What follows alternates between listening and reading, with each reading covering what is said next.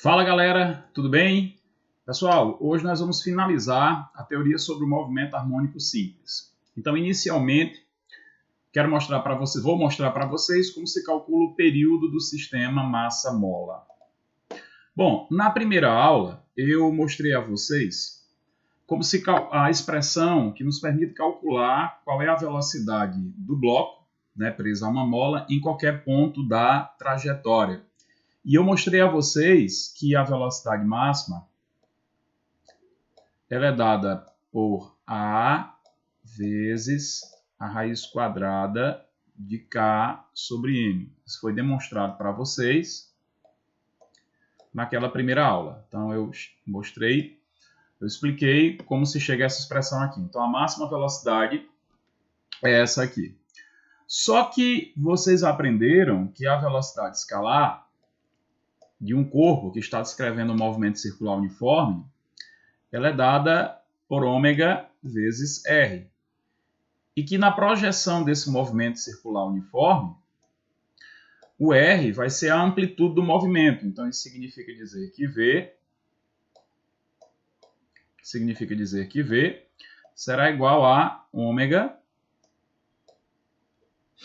vezes A. Então, V será igual a ômega vezes A.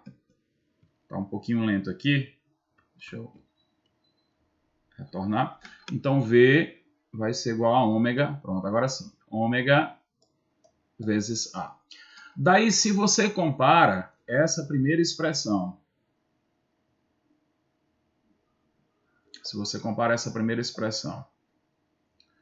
com essa aqui, que conclusão nós chegamos? Que se essa velocidade é igual a essa, então a gente chega à conclusão que ômega A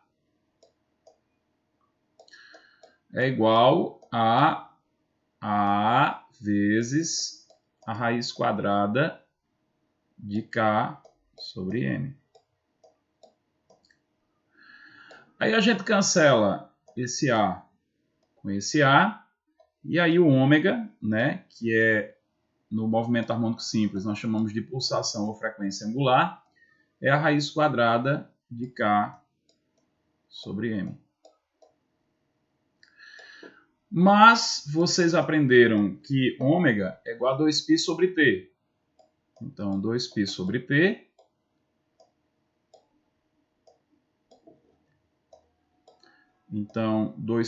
T é igual a raiz quadrada de K sobre M. Então, 2π sobre T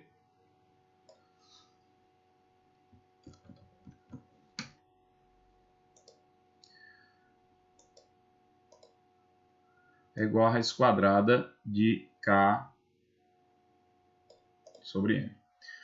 Aí, multiplicando os meios pelos extremos, T está dividindo, passa para cá multiplicando, a raiz quadrada de K sobre M passa para cá dividindo, aí nós chegamos à conclusão que T será igual a 2π dividido pela raiz quadrada de K sobre M.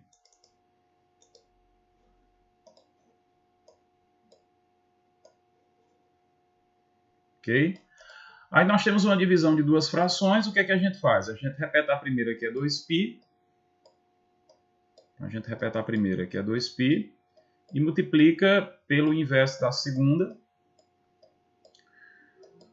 que a segunda é raiz de K sobre M. Então, se você inverter, vai ficar raiz quadrada de M sobre K.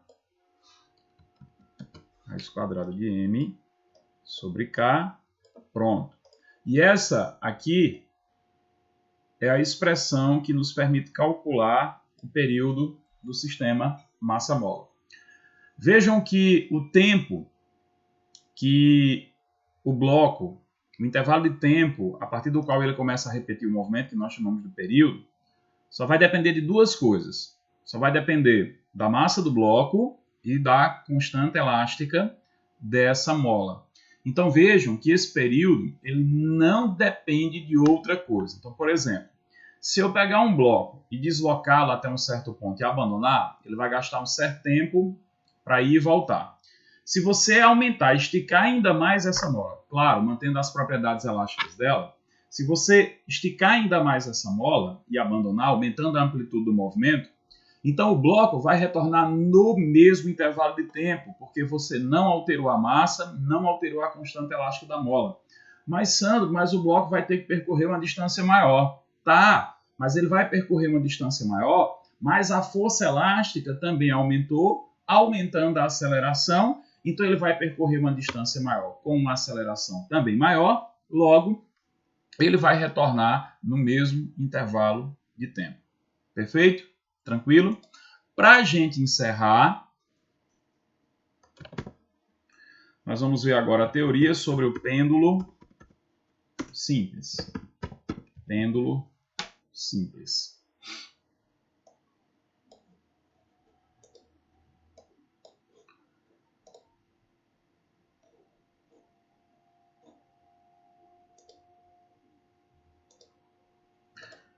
Bom, qual é a teoria que há por trás do pêndulo simples?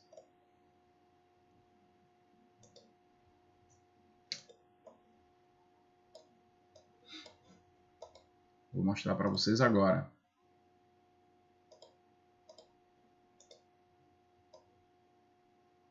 Pronto. Vamos lá. Primeiro, o que é um pêndulo simples, né? Um pêndulo simples nada mais é do que um fio preso em um determinado ponto. Então, o pêndulo nada mais é do que um fio preso em um determinado ponto e conectado a esse fio uma esfera. Conectada a esse fio, nós temos uma esfera de massa M. Pronto. Olha só. Então, esse pêndulo é deslocado ou para o lado esquerdo ou para o lado direito. E aí, ao ser abandonado, ele vai ficar oscilando de um lado para o outro. Tranquilo? Então, ele vai ficar oscilando de um lado para o outro. A pergunta é a seguinte.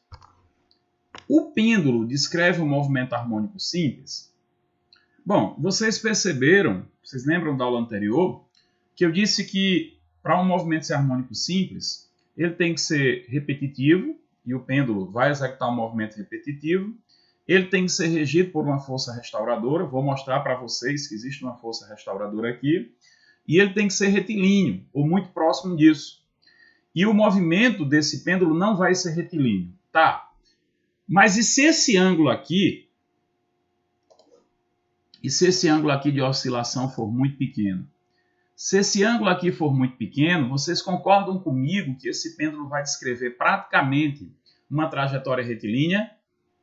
Então, para um ângulo aqui muito pequeno, então ele vai descrever uma trajetória retilínea. Só que aí eu vou mais além, tá? Tem um detalhe aqui interessantíssimo.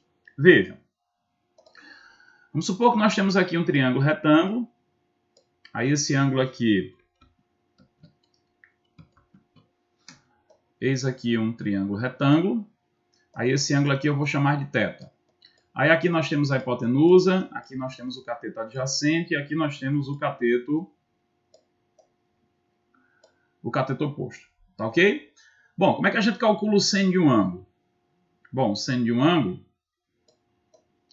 é o cateto oposto sobre a hipotenusa. Seno vai ser o cateto oposto sobre a hipotenusa. E como é que nós calculamos a tangente de um ângulo? A tangente de um ângulo é o cateto oposto sobre o cateto adjacente. Agora, olha só que interessante. Se esse ângulo aqui for muito pequeno, vocês concordam comigo que o cateto oposto vai ser muito pequeno e a hipotenusa vai ser praticamente igual ao cateto adjacente? E o que diferencia o seno da tangente é Aqui o seno, ó, nós temos aqui a hipotenusa e na tangente nós temos aqui o cateto adjacente. Então, se esse ângulo aqui for muito pequeno, então a hipotenusa, ó, né? Se esse ângulo ali for muito pequeno, vocês concordam comigo que a hipotenusa, olha só, para um ângulo θ muito pequeno, a hipotenusa vai ser praticamente igual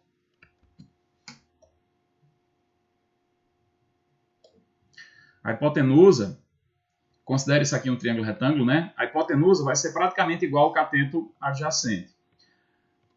Então, isso significa dizer que o seno de θ vai ser praticamente igual à tangente de θ. Então, isso é muito importante. Então, já vou escrever aqui, ó. Para θ muito pequeno, ou então para um ângulo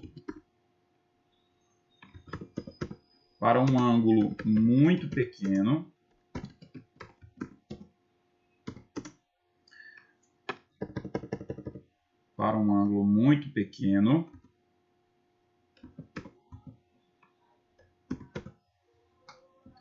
vírgula, aí eu vou deixar um espaço aqui, para um ângulo muito pequeno,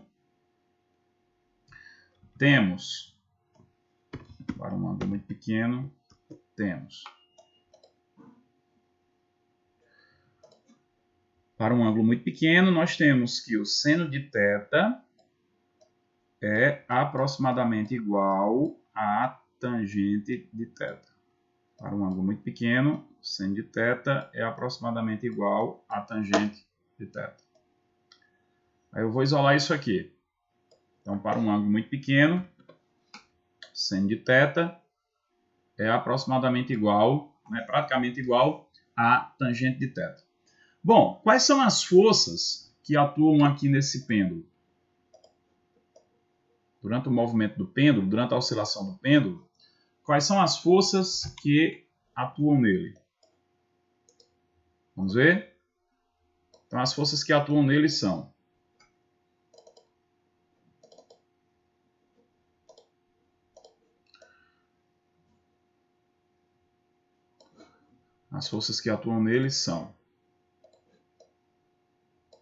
o peso da esfera, né, que tem uma massa m. Então, vamos supor que essa esfera ela tem uma massa m e que o comprimento desse fio seja L. Então, as forças que atuam nessa esfera são, vamos lá, o seu peso, a força vertical montada para baixo,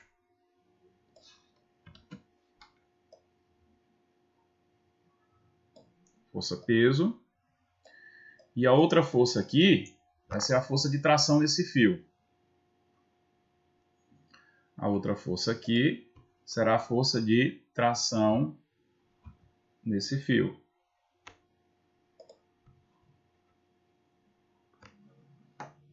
Então, nós vamos ter a força peso e a força de tração nesse fio. Observe que nenhuma dessas forças aqui é restauradora. Mas aí olha só que interessante. Se você usar a regra do paralelogramo aqui, olha que massa. Se você usar a regra do paralelogramo,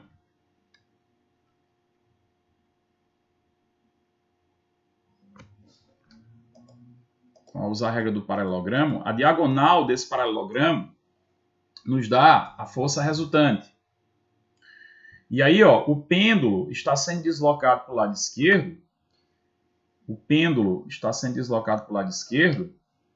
E a força resultante, ela aponta para o lado... O pêndulo, na verdade, está sendo deslocado para o lado direito.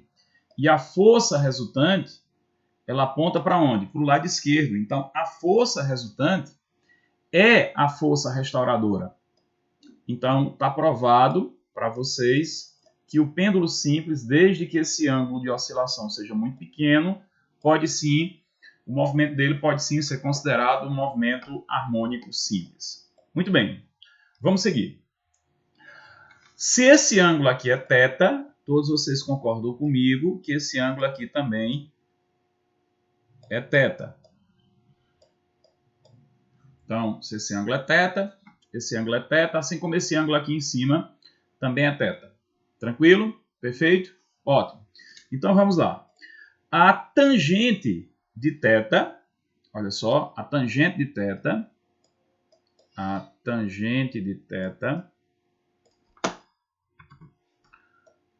tangente do ângulo θ, é o cateto oposto, que é a força resultante,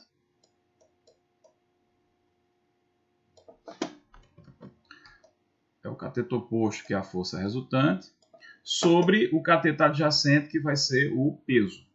Tá? Tranquilo? Então, primeira coisa, está aqui a tangente de θ. Ok?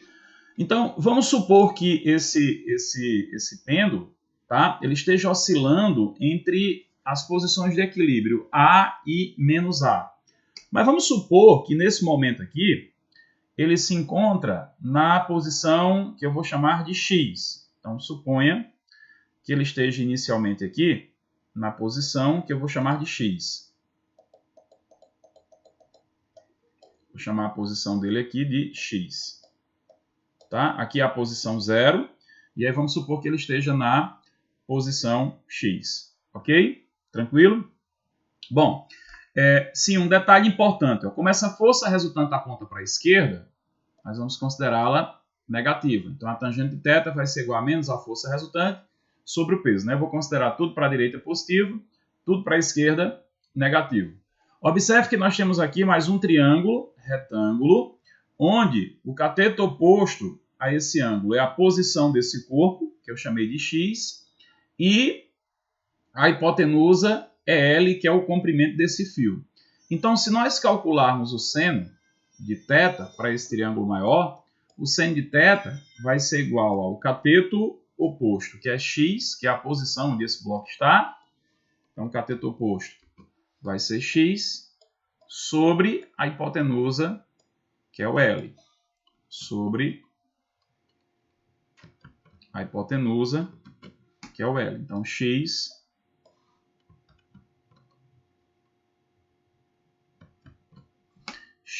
sobre L. Bom, como eu acabei de provar para vocês, para ângulos muito pequenos, a tangente de θ é praticamente igual ao seno de θ. Então, ó, tangente de θ aproximadamente igual ao seno de θ. Então, fazendo as substituições aqui, vamos lá. Então, tangente de θ vai ser menos a força resultante sobre o peso,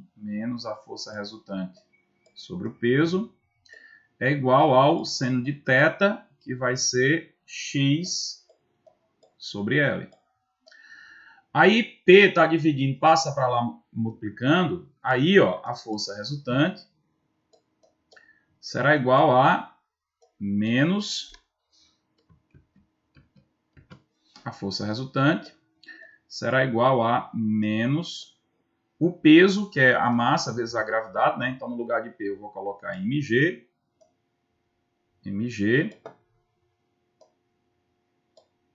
sobre L vezes X. Olha só, mais uma prova que a força resultante realmente é uma força restauradora.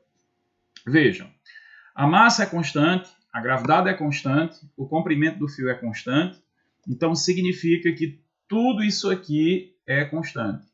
Quais são as variáveis aqui?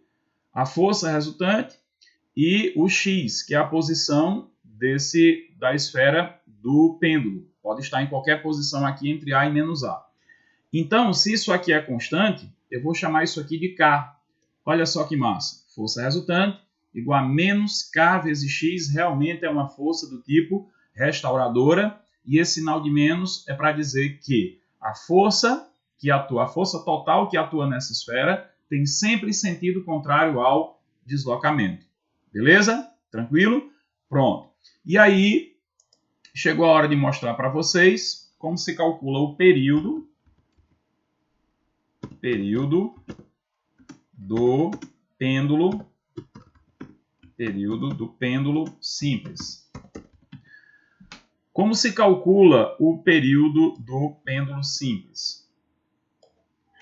Fácil. Olha só.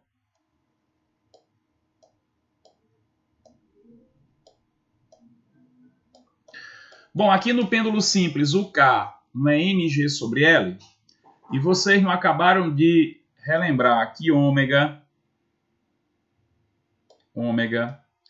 é igual a raiz quadrada. Ômega é igual a raiz quadrada de K sobre M. Pronto. Aí, ó, o ômega é 2π sobre T. Ômega é 2π sobre T. Isso é igual a raiz quadrada de K, mas quem é K? É mg sobre L dividido por M. Olha só. Tudo dentro da raiz, né? Aí, ó, eu cancelo esse M com esse M. E aí, significa que 2π sobre T será igual a raiz quadrada de G sobre L. Pronto. Aí, multiplicando os meios pelos extremos, vamos finalizar aqui.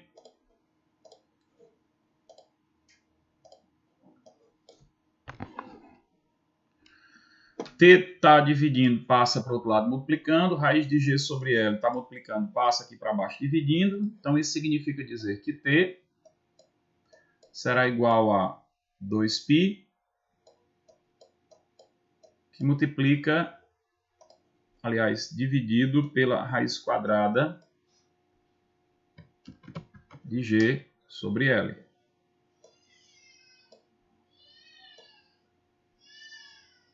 Então, 2π dividido pela raiz quadrada de G sobre L. Aí, nós temos uma divisão de duas frações. O que é que a gente faz? A gente repete a primeira, que é 2π, e multiplica pelo inverso da segunda. Então, isso significa que o período do pêndulo simples vai ser igual a 2π, que multiplica a raiz quadrada de L sobre G. Percebam que, diferente do sistema massa-mola, no pêndulo simples, o período vai depender de duas coisas. Vai depender apenas do comprimento do fio e da gravidade no local. Para uma gravidade constante, né, o período vai depender do comprimento do fio. Atenção às situações, por exemplo, envolvendo um relógio de pêndulo, né, que tem uma haste metálica. Vocês sabem que variações de temperatura provocam variações nas dimensões dessa haste metálica, por exemplo, no seu comprimento.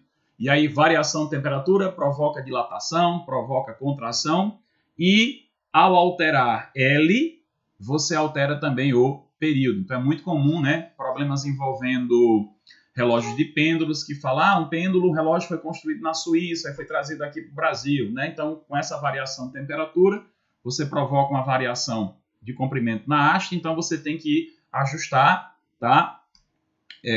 O tempo para que o relógio não se atrase ou não se adiante. Perfeito?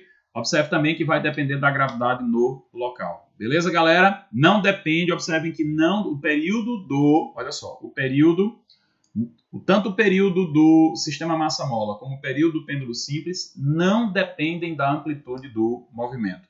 Valeu, galera? Então, com isso, nós encerramos MHS e aí na próxima aula nós vamos iniciar ondas. Um abraço, beijo no coração de todos e até a próxima. Tchau!